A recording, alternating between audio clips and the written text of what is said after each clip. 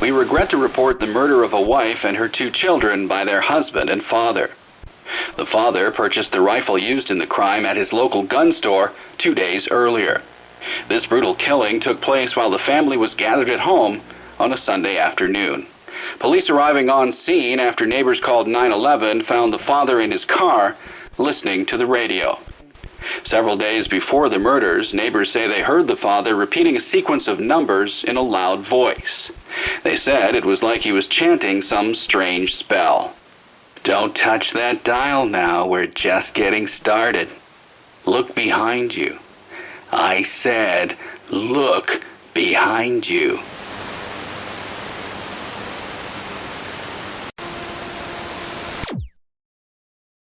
I love horror. I love it so much that making this single video was the reason I wanted to start a YouTube channel in the first place. I wanted to merge my 2 biggest passions to create something that I could not only be proud of, but also share what I feel makes the 2 so special. It was almost like I wanted to give back to a genre that has given me so much. And while I have expanded my content outside the realm of horror, it will always be a focus of mine. Especially since I believe horror media does not get the respect it deserves. Being often designated as a source of cheap entertainment, horror isn't really held up to the same standard as other genres. Many dismiss these movies as being campy and gory for the sake of being, well, campy and gory. I can't say I blame that line of thinking. Anything where the sole intent is to make the viewer or player uncomfortable is obviously going to have a hard time drawing in a crowd, but I just don't see how people can write off horror in its entirety as mindless violence when I can turn on Hereditary right now and watch Toni Collette eat up the camera as she delivers a haunting monologue. I've tried saying Okay, things. so try again. Release yourself. Oh, release you mean? Yeah, fine. Release me. Just say it. Just fucking say it. Don't you swear at me, you little shit! Don't you ever raise your voice at me! I am your mother! Do you understand? Even then, I understand movies are much more accessible. Movies you can watch from the safety of your seat. In a video game, you're the one being chased by a chainsaw-wielding maniac. You're the one receiving optic surgery you feel you don't need and can't pay for. Horror games do an excellent job of implementing that feel-like Batman sensation IGN is so fond of. Typically, when people play video games, they just want to relax. That's why games like Call of Duty, Mario Bros, and Peggle are so popular. Yet many of the elements found within horror games that make them unique experiences can also be extended to other genres as well. That's why, today, I'd like to take a deep dive not only into what makes horror games special, but why I think they're important to the industry as a whole. To do this, we're going to go over what I think are the 4 pillars that create great horror experiences: atmosphere, tension, unpredictability, and control. Within each sector, I will highlight these games to use as examples. So, light spoilers if you haven't played any of these. This is also not to say that one game has great atmosphere where the others don't, but the games I highlight are just especially strong in one of these categories. I can tell you that I've played and beaten each one of these and would give them all a recommendation if you have any interest in giving them a try. And while these are terrifying games, I don't want anyone to be afraid of watching this video. My goal is to try and make people see horror games the way I see them: beautiful, mysterious, and damned fun. So I promise, no jump scares. But with that, let's turn off the lights, wrap yourself in something cozy, and let's talk atmosphere. You may be asking yourself, but what about the story? If you're going to compare games to movies, shouldn't they have really good stories? Why isn't this on your list? And that's a valid point. People are naturally drawn to stories because of their relatability. Within stories, we can find interesting lessons and concepts that allow us to ponder our own existence. But I feel it's important to look at horror a little differently. Oftentimes, horror stories are better told through environmental elements and implications rather than through direct dialogue. While ideally whatever you're playing has a good narrative, in gaming, it makes more sense to have interesting worlds for players to explore. Again, you simply watch a movie, but you participate in a video game. The pacing in many cases can be dictated entirely by the player, meaning jump scares or enemy encounters can lose their impact. So how do you solve this issue? How do you get a player's undivided attention and keep it throughout a 5, 15, 30-hour experience? Just creating a world to get lost in isn't enough. Look at Ubisoft. No, for horror, you need to create atmosphere. An atmosphere so thick, if you're Silent Hill 2, you can literally get lost in it. With the right mixing of dread, terror, and mystery, the player will press on regardless of what's happening because deep down, they kinda wanna see it. There's a perverse sensation in the human psyche that draws us towards the macabre. Some say it's to perceive threats, while others think it goes deeper, forcing us to reflect on the darker parts of our minds. I don't have any answers to that shit, but I do know it's cool, and that the evil within pulls it off with ease.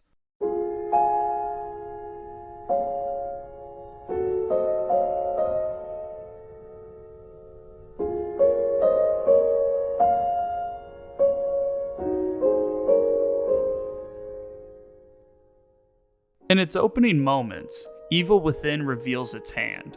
What starts as a normal call for gruff detective Sebastian Castellanos as he enters a murder scene quickly spirals into a twisted nightmare where the lines between reality and fantasy are blurred. You will stumble upon a grisly murder scene, encounter teleporting ninja zombies, go down a blood-soaked slip and slide, run from a chainsaw-wielding maniac, and drive through a crumbling city, all within the first 15 minutes.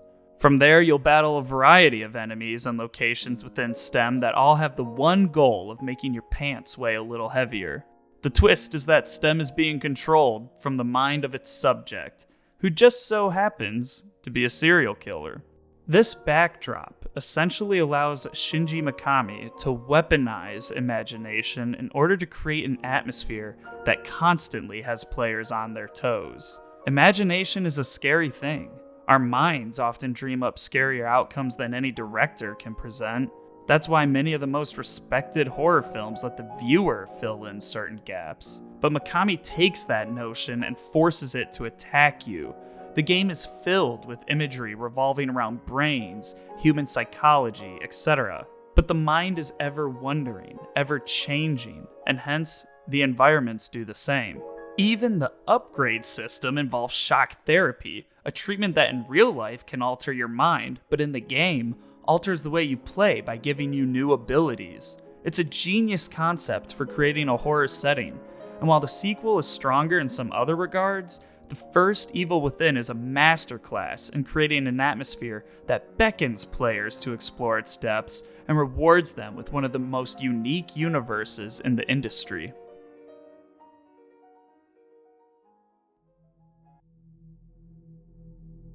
But even a great atmosphere can go to waste if there's no tension enveloping the player.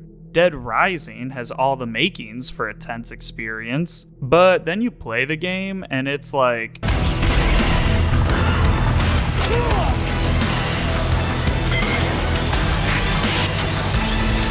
That's not to say that's a bad thing. My favorite horror movie of all time is Evil Dead 2, and that movie has this.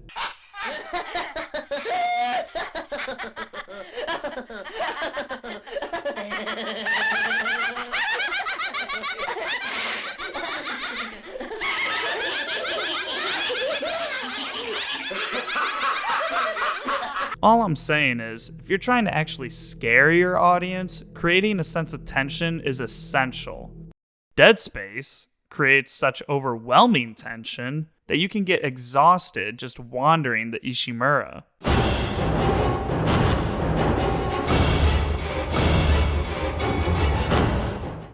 Enemies are not only frightening in their design, but also in how they interact with the player. Shadows dart around corners and into air vents, and their pounding footsteps can be heard swarming you. They are also far from docile creatures. Rather than slowly ponder over to you like traditional zombie fare, the necromorphs tend to run directly at Isaac, slashing their bladed tendons with reckless abandon. This aggression, combined with the traditional horror tropes of limited ammo and health supplies, has players clenching every fiber of their being and whispering small prayers that they can make it through. And unlike most other video games, headshots aren't necessarily the answer to all of Isaac's problems. The gameplay of Dead Space focuses heavily on dismemberment, as enemies can quickly overwhelm the player due to their speed.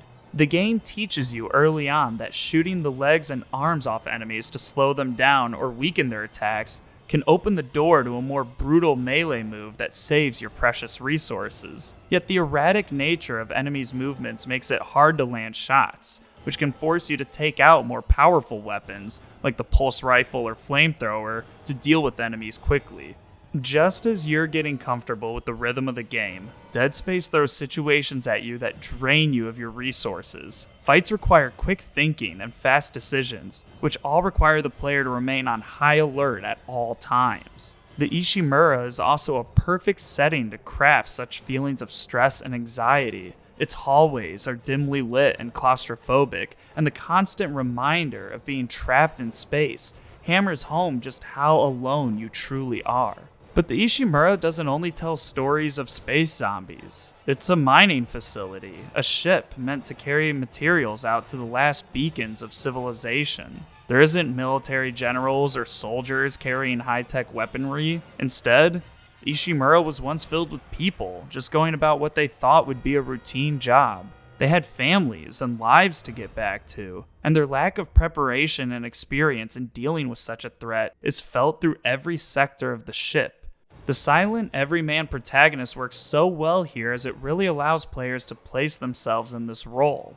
Isaac's lack of combat ability is just as reflective as ours, and it translates into a tense gameplay loop.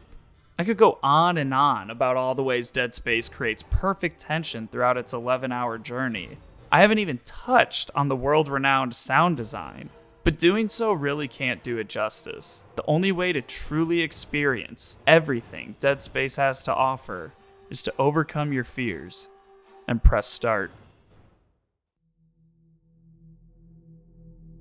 Why are zombies still scary? Seriously, you'd think with all the exposure they've had in media, things like zombies and skeletons would be the laughing stocks of the genre by now. Hell, in many cases they are. So why are these two still some of the most feared enemies in gaming? This extends beyond just zombies and skeletons, but it all ties into one word: unpredictability. AI that has unpredictable movements, behaviors, or attacks is a great way to keep players guessing. You know what the most unpredictable thing in the world is? Humans. Humans have accomplished some of the most beautiful feats in all existence, as well as some of the most horrifying atrocities this world will ever know. Humanity is kind of its own worst enemy, but translating that into AI has proven to be very difficult over the industry's years. But one game manages to bring out the worst in us. One game managed to crack the code into unlocking the bleakest corners of humanity.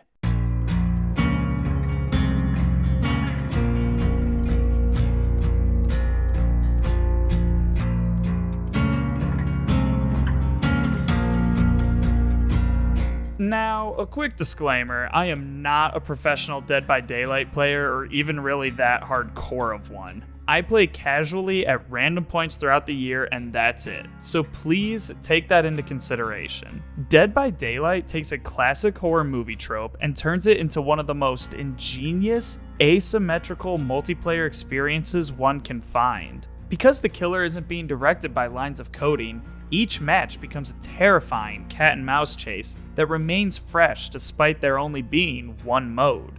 Behind the avatar of the killer is a person, and much like a killer in real life, that person can think, chase, and adapt to the obstacles you throw at it.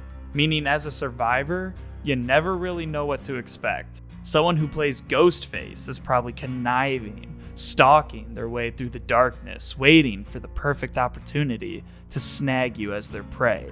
A hillbilly player intimidates through sheer force and unwavering determination to cut you down. Spirit mains win by being low-life son of a... But the point is, as a survivor, Dead by Daylight provides the only multiplayer game ever that I would say is scary. The beginning of the game is the exposition.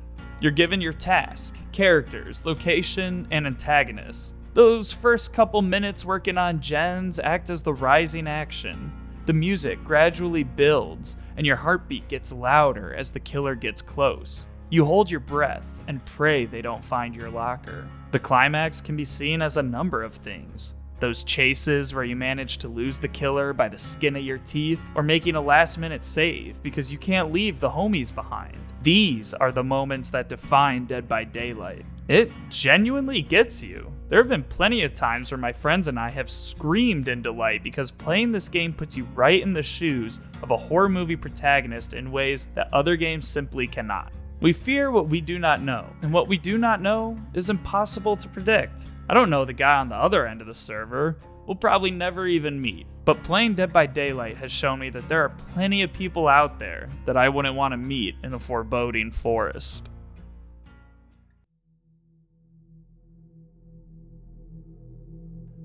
We're often happiest when we feel some semblance of control in our lives. Paid off homes, cars with a stable job, supporting a family, that's the American dream, baby. But ironically, the amount of control a game gives a player can have a direct impact on how scared they are. While I respect games like Outlast and Amnesia for what they are, I've never particularly enjoyed them. Because at least in my experience, I've found that having more control in a horror game can result in a greater sense of dread. When you give the player a gun and some healing herbs, you're telling them to confront the creepy girl with glowing eyes that's staring at them from down the hallway. You want them directly involved with what's going on screen. Regardless of your thoughts on the story, The Last of Us 2 is a remarkable achievement in this regard.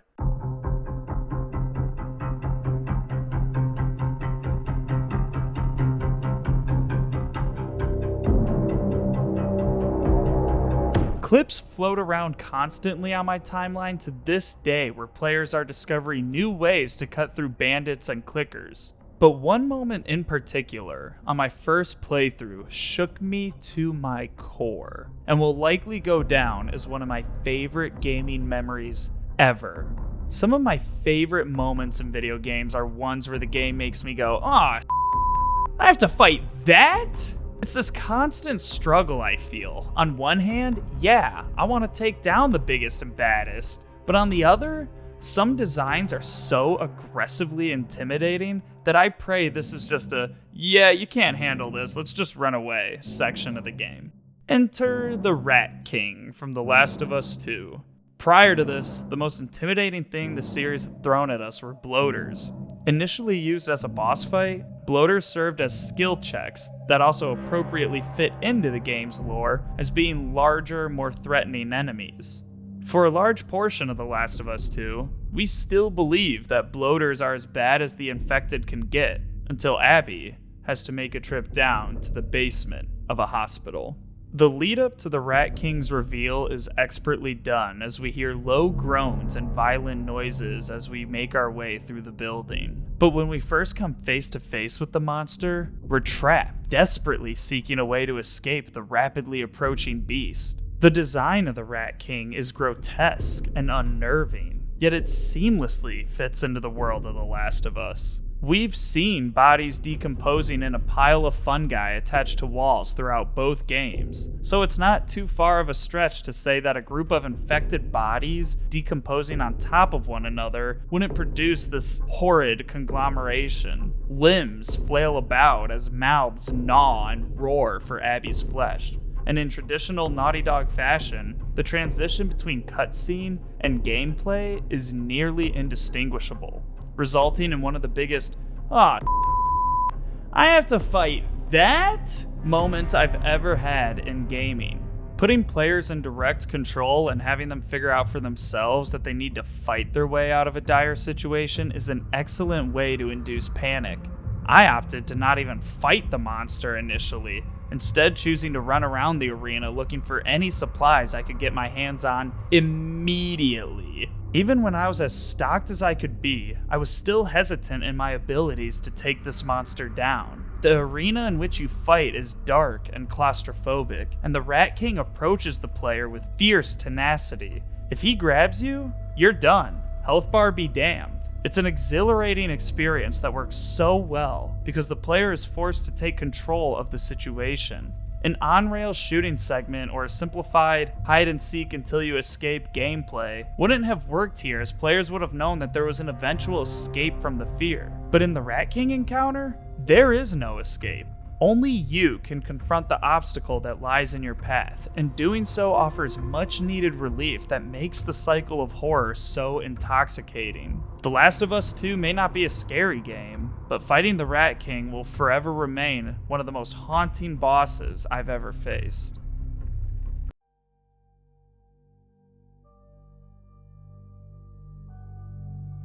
As I said previously, I believe horror games are important to the gaming industry as a whole, implying that their sheer existence impacts those who don't play them. To me, this is plain to see, as their influence can be found in all other genres of gaming. Unpredictable enemy placements and behaviors in adventure games like Dark Souls provide a source of accomplishment for learning challenging areas. Item and gear management in Final Fantasy is just as critical to success as it is in Dead Space. The world building found in The Witcher is just as dense as the atmosphere in Little Nightmares. The point is, gamers tend to think of their favorite genres existing in their own bubbles, and everything else as just a separate mush of gaming. But the reality is that the gaming industry is a constant flow of ideas and mechanics that are often mishmashed together for better or worse. Gaming is constantly evolving, and the experiences developers provide enrich our lives just as much as other forms of art. Horror games are a huge contributor to that fact, and goddammit, I think they deserve some respect for that. Now, if you found yourself here and you liked what you saw, be sure to leave this video a like and share it with some friends, and subscribe for more horror gaming content. Leave me a comment below about some of your favorite Halloween games. Until next time, this is Swim from Cooldown Gaming, and thanks for watching.